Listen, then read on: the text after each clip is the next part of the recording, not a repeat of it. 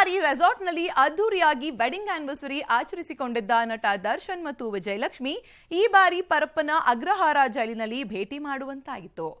Anniversary ದಿನದಂದು ಸದಾ ನೆನಪಲ್ಲಿ ಉಳಿಯುವಂತ ಗಿಫ್ಟ್ ನೀಡುತ್ತಿದ್ದ ನಟ ದರ್ಶನ್ ಈ ಬಾರಿ ಪತ್ನಿಯ ಮುಂದೆ ಭಾವುಕರಾಗಿ ಕಣ್ಣೀರು ಹಾಕಿದ್ದಾರೆ. ದಚ್ಚುಗೆ ವಿಜಯಲಕ್ಷ್ಮಿ ಸಮಾಧಾನಿಸಿದ್ದಾರೆ. ಅದಕ್ಕೂ ಮುನ್ನ ಸೋಷಿಯಲ್ ಮೀಡಿಯಾದಲ್ಲಿ ಭಾವುಕ ಪೋಸ್ಟ್ ಮಾಡಿದ್ದ ವಿಜಯಲಕ್ಷ್ಮಿ ಅದೆಂಥದ್ದೇ ಸನ್ನಿವೇಶ ಎದುರಾದ್ರೂ ಜೊತೆಯಾಗಿ ಇರುತ್ತೇನೆ ಅಂತ ಧೈರ್ಯ ತುಂಬಿದ್ರು. ಜೈಲಿನಲ್ಲೂ ಅದೇ ಮಾತುಗಳನ್ನ ಆಡಿದ್ದಾರೆ. ದರ್ಶನ್ ಭೇಟಿಗೆ ವಿಜಯಲಕ್ಷ್ಮಿ ಅವರು ನಡೆಸಿದ ಹೋರಾಟ ಹೇಗಿತ್ತು? ಈ ಜೋಡಿ ವಾರ್ಷಿಕೋತ್ಸವವನ್ನ ಆಚರಿಸಿದಾದ್ರೂ ಹೇಗೆ? ಈಗ ಬರ್ತಿದೆ ನೋಡಿ ಇಂಟ್ರೆಸ್ಟಿಂಗ್ ಸ್ಟೋರಿ.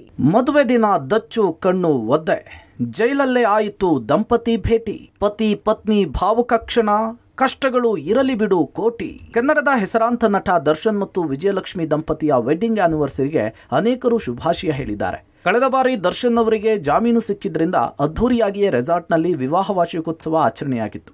ಈ ಬಾರಿ ಮತ್ತೆ ದರ್ಶನ್ ಅವರ ಬಂಧನವಾಗಿದೆ. ಸದ್ಯ ಅವರು ಪರಪ್ಪನ ಅಗ್ರಹಾರದ ಜೈಲಿನಲ್ಲಿದ್ದಾರೆ. ಹಾಗಾಗಿ ವೆಡ್ಡಿಂಗ್ ಆನಿವರ್ಸರಿಯನ್ನ ಜೈಲಿನಲ್ಲಿಯೇ ಆಚರಿಸಿಕೊಳ್ಳುವಂತಾಗಿದೆ. ಈ ಕ್ಷಣವನ್ನ ಸೃಷ್ಟಿ ಮಾಡೋದಕ್ಕಾಗಿ ದರ್ಶನ್ ಮತ್ತು ವಿಜಯಲಕ್ಷ್ಮಿ ಅವರು ಪಟ್ಟಿರುವ ಕಷ್ಟ ಅವರಿಗೆ ಮಾತ್ರ ಗೊತ್ತು. ಅಂತೂ ಕೊನೆಗೂ ಗಂಡ ಹೆಂಡತಿಯು ನೇರವಾಗಿ ಮುಖಾಮುಖಿ ಆಗೋದಕ್ಕೆ ಅವಕಾಶ ಸಿಕ್ಕಿದೆ. ವೆಡ್ಡಿಂಗ್ ಆನಿವರ್ಸರಿ ಮತ್ತು ಪತ್ನಿ ವಿಜಯಲಕ್ಷ್ಮಿಯವರ ಹುಟ್ಟುಹಬ್ಬವನ್ನ ವಿಶೇಷವಾಗಿ ಆಚರಿಸ್ತಾ ಇದ್ರು ದರ್ಶನ್. ಹಲವಾರು ಬಾರಿ ವಿದೇಶಗಳಲ್ಲೂ ಕೂಡ ಆಚರಿಸಿದ್ದಿದೆ. ಸದಾ ನೆನಪಿನಲ್ಲಿ ಉಳಿಯುವಂತಹ ಸನ್ನಿವೇಶಗಳನ್ನ ಪತ್ನಿಗಾಗಿ ಸೃಷ್ಟಿ ಮಾಡಿದ್ದೂ ಇದೆ. ಇದೇ ಕಾರಣಕ್ಕಾಗಿಯೇ ಪತಿಯನ್ನ ವಿಜಯಲಕ್ಷ್ಮಿಯವರು ತುಂಬಾನೇ ಮಿಸ್ ಮಾಡ್ಕೊಳ್ತಿದ್ದಾರೆ. ವಾರ್ಷಿಕೋತ್ಸವದ ಒಂದು ದಿನದ ಮೊದಲು ಸೋಷಿಯಲ್ ಮೀಡಿಯಾದಲ್ಲಿ ಭಾವುಕ ಪೋಸ್ಟ್ ಮಾಡಿದ್ರು ವಿಜಯಲಕ್ಷ್ಮಿ. ಆ ಒಂದು ಪೋಸ್ಟ್ ಅಭಿಮಾನಿಗಳ ಕಣ್ಣನ್ನ ತುಂಬುವಂತೆ ಮಾಡಿತ್ತು. ಸದಾ ಜೊತೆಗಿರುವೆ, ಪ್ರತಿಯೊಂದು ಬಿರುಗಾಳಿ ಮತ್ತು ಪ್ರತಿಯೊಂದು ಮೌನದಲ್ಲೂ ನಾನು ನಿನ್ನ ಕೈ ಹಿಡಿತೇನೆ. ಸಂದರ್ಭಗಳು ನಮ್ಮನ್ನ ದೂರ ಮಾಡುವುದಕ್ಕೆ ಪ್ರಯತ್ನಿಸಿದ್ರು, ನನ್ನ ಹೃದಯ ಯಾವಾಗಲೂ ನಿನ್ನನ್ನೇ ಆರಿಸಿಕೊಳ್ಳುತ್ತೆ ಮತ್ತು ಇಡೀ ಜಗತ್ತೇ ನಿನಗಾಗಿ ಎದುರಾಗಿ ನಿಂತರು ನಾನು ನಿನ್ನ ಪಕ್ಕದಲ್ಲಿಯೇ ನಿಲ್ತೇನೆ. ಎಲ್ಲದರ ಮಧ್ಯೆಯೂ ಕೂಡ ನಿನ್ನನ್ನೇ ಆರಿಸಿಕೊಳ್ತೇನೆ. ವಿಜಯಲಕ್ಷ್ಮಿ ದರ್ಶನ್ ಪತ್ನಿ. ದರ್ಶನ್ ಅವರಿಗೆ ವಿಜಯಲಕ್ಷ್ಮಿ ಮೇಲೆ ಅಪಾರ ಪ್ರೀತಿ ಮತ್ತು ಗೌರವವಿದೆ. ಇವತ್ತು ದರ್ಶನ್ ಅವರು ಸ್ಟಾರ್ ನಟರಾಗಿದ್ದರ ಹಿಂದೆ ಅವರ ಪತ್ನಿಯ ಶ್ರಮ ಕೂಡ ಇದೆ. ದರ್ಶನ್ ಅವರ ಜೀವನಕ್ಕೆ ವಿಜಯಲಕ್ಷ್ಮಿ ಬಂದಾಗ ದರ್ಶನ್ ಅವರು ಸ್ಟಾರ್ ಆಗಿದ್ದವರಲ್ಲ. ಆಗ ತಾನೇ ಮೆಜೆಸ್ಟಿಕ್ ಸಿನಿಮಾದಲ್ಲಿ ನಾಯಕನಾಗಿ ನಟಿಸಿದ್ರು. 3-4 ಚಿತ್ರಗಳು ಬಿಡುಗಡೆ ಆಗಿದ್ವು. ಅಲ್ಲಿಂದ ದರ್ಶನ್ ಅವರ ಜೊತೆಗೆ ಹೆಜ್ಜೆ ಹಾಕಿದವರು ವಿಜಯಲಕ್ಷ್ಮಿ. ಅದೆಂತಹದ್ದೇ ಕಷ್ಟ ಬಂದರೂ ಕೂಡ ಪತಿಯ ಜೊತೆಯಾಗಿಯೇ ಇದ್ದವರು. ವೈಮನಸ್ಸುಗಳು ಬಂದಾಗ ಬಗೆಹರಿಸಿಕೊಂಡವರು. ದರ್ಶನ್ ಅವರ ಪ್ರತಿ ಸಂಕಷ್ಟದಲ್ಲೂ ಹೆಗಲಿಗೆ ಹೆಗಲಾದವರು. ಹಾಗಾಗಿ ವಿಜಯಲಕ್ಷ್ಮಿ ಮೇಲೆ ಒಂದು ತೂಕ ಹೆಚ್ಚು ಪ್ರೀತಿ ಇಟ್ಕೊಂಡಿದ್ದಾರೆ ದರ್ಶನ್. ತಮ್ಮ ಮೇಲೆ ಕೌಟುಂಬಿಕ ಹಲ್ಲೆಯಾದಾಗಲೂ ಕೂಡ ದರ್ಶನ್ರನ್ನ ಬಿಟ್ಕೊಡ್ಲಿಲ್ಲ ವಿಜಯಲಕ್ಷ್ಮಿ. ಆ ಕ್ಷಣಕ್ಕೆ ಕೊಟ್ಟಿದ್ದ ದೂರನ್ನ ವಾಪಸ್ ಪಡೆದು ಜೈಲಿನಿಂದ ದರ್ಶನ್ರನ್ನ ಬಿಡಿಸಿಕೊಂಡಿದ್ರು.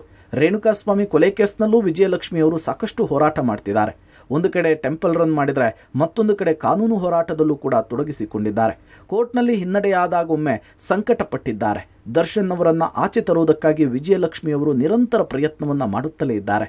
ಈ ಎಲ್ಲ ಕಾರಣದಿಂದಾಗಿ ವಿಜಯಲಕ್ಷ್ಮಿಯವರ ಮೇಲೆ ಕೇವಲ ದರ್ಶನ್ ಅವರಿಗೆ ಮಾತ್ರವಲ್ಲ, ಅವರ ಅಭಿಮಾನಿಗಳಿಗೂ ಕೂಡ ಹೆಚ್ಚು ಅಭಿಮಾನವಿದೆ. ಆದರೆ ಕೆಲವು ತಿಂಗಳಲ್ಲಿ ದರ್ಶನ್ರನ್ನ ಭೇಟಿ ಮಾಡುವುದಕ್ಕೆ ವಿಜಯಲಕ್ಷ್ಮಿ ಪಟ್ಟಿರುವಂತಹ ಸಂಕಟ ಇದೆಯಲ್ಲ, ಅದು ಅಷ್ಟಿಷ್ಟಲ್ಲ. ರೇಣುಕಾಸ್ವಾಮಿ ಕೊಲೆ ಕೇಸ್ನಲ್ಲಿ ಮೊದಲ ಬಾರಿಗೆ ದರ್ಶನ್ ಜೈಲಿಗೆ ಹೋದಾಗ ಐಷಾರಾಮಿ ಬದುಕನ್ನ ಕಳೆದಿದ್ರು. ರೌಡಿ ಶೀಟರ್ ಜೊತೆಗೆ ಸಹವಾಸವನ್ನ ಇಟ್ಕೊಂಡಿದ್ರು. ಅದೆಲ್ಲವೂ ಕೂಡ ಜಗಜ್ಜಾಹೀರಾಗಿತ್ತು. ಈ ಕಾರಣದಿಂದಾಗಿ ಅವರಿಗೆ ಸಿಕ್ಕಿದ್ದಂತಹ ಜಾಮೀನು ರದ್ದಾಗಿತ್ತು. ಜಾಮೀನು ರದ್ದು ಮಾಡಿದ ಸಂದರ್ಭದಲ್ಲಿ ಜೈಲು ಅಧಿಕಾರಿಗಳಿಗೆ ಸುಪ್ರೀಂ ಕೋರ್ಟ್ ಖಡಕ್ ಎಚ್ಚರಿಕೆಯನ್ನು ಕೊಟ್ಟಿತ್ತು. ದರ್ಶನ್ ಅಂಡ್ ಗ್ಯಾಂಗಿಗೆ ಯಾವುದೇ ರೀತಿಯ ವಿವಿಐಪಿ ಟ್ರೀಟ್ಮೆಂಟ್ ಅನ್ನು ಕೊಡಬಾರ್ದು ಅಂತ ಸೂಚಿಸಿತ್ತು. ಸುಪ್ರೀಂ ಕೋರ್ಟ್ ಮಧ್ಯಪ್ರವೇಶ ಮಾಡಿದ್ರಿಂದ ಜೈಲಾಧಿಕಾರಿಗಳು ಈ ಬಾರಿ ದರ್ಶನ್ಗೆ ಯಾವುದೇ ವಿಶೇಷ ಸವಲತ್ತನ್ನ ಕೊಟ್ಟಿರಲಿಲ್ಲ. ಹಾಗಾಗಿ ಈ ಬಾರಿ ಜೈಲು ದರ್ಶನ್ಗೆ ಅಕ್ಷರಶಃ ನರಕವನ್ನೇ ಸೃಷ್ಟಿ ಮಾಡಿತ್ತು. ಮನೆಯಲ್ಲಿ ಐಷಾರಾಮಿ ಬದುಕನ್ನ ಕಳೆದಿದ್ದಂತಹ ದರ್ಶನ್ಗೆ ಜೈಲು ನರಕವಾಗಿ ಹೋಗಿತ್ತು. ಕೇಳಿದ್ದು ಸಿಗ್ತಿರ್ಲಿಲ್ಲ. ಅಷ್ಟೇ ಅಲ್ಲ, ಇತ್ತೀಚೆಗೆ ಕುಟುಂಬವನ್ನ ಭೇಟಿ ಮಾಡುವುದಕ್ಕೂ ಸಂಕಟ ಪಡ್ತಿದ್ರು. ನೇರವಾಗಿ ಮತ್ತು ಕೋಣೆಯಲ್ಲಿ ಕುಟುಂಬವನ್ನ ಭೇಟಿ ಮಾಡುವುದಕ್ಕೆ ಬಿಡ್ತಾ ಇರಲಿಲ್ಲ. ಸಾಮಾನ್ಯರಂತೆಯೇ ಸರತಿ ಸಾಲಿನಲ್ಲಿ ನಿಂತೆ ದರ್ಶನ್ ಅವರು ಭೇಟಿ ಮಾಡಿ ಬರ್ತಾ ಇದ್ರು ವಿಜಯಲಕ್ಷ್ಮಿಯವರನ್ನ. ಅದು ದರ್ಶನ್ ಅವರ ಪಾಲಿಗೆ ಕರುಳು ಹಿಂಡುವಂತಹ ದೃಶ್ಯವಾಗಿತ್ತು. ಈ ಕಾರಣಕ್ಕಾಗಿಯೇ ಪ್ರತ್ಯೇಕವಾಗಿ ಕುಟುಂಬವನ್ನ ಭೇಟಿ ಮಾಡುವುದಕ್ಕೆ ಅವಕಾಶ ಕೊಡುವಂತೆ ದರ್ಶನ್ ಜೈಲಾಧಿಕಾರಿಗಳಿಗೆ ಮನವಿ ಮಾಡಿದ್ರು.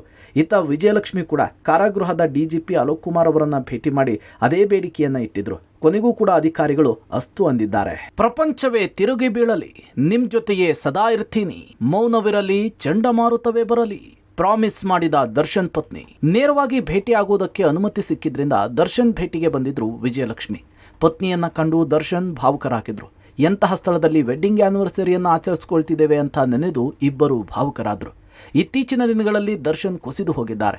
ಇನ್ನೂ 1 ವರ್ಷ ಜೈಲೇ ಗತಿಯಾಗಿದ್ದರಿಂದ ಸಾಕಷ್ಟು ಬಳಲಲಿದ್ದಾರೆ. ಈ ಸನ್ನಿವೇಶದಲ್ಲಿ ಕುಟುಂಬದ ಜೊತೆಗೆ ಸಮಯ ಕಳೆಯುವ ಅಗತ್ಯ ಅವರಿಗಿತ್ತು. ಇದನ್ನ ಜೈಲಾಧಿಕಾರಿಗಳು ಒದಗಿಸಿಕೊಟ್ಟಿದ್ರು. ಇದ್ದಷ್ಟು ಹೊತ್ತು ಪತಿಗೆ ಧೈರ್ಯವನ್ನ ತುಂಬುವಂತಹ ಕೆಲಸವನ್ನೇ ವಿಜಯಲಕ್ಷ್ಮಿ ಅವರು ಮಾಡಿದ್ದಾರೆ.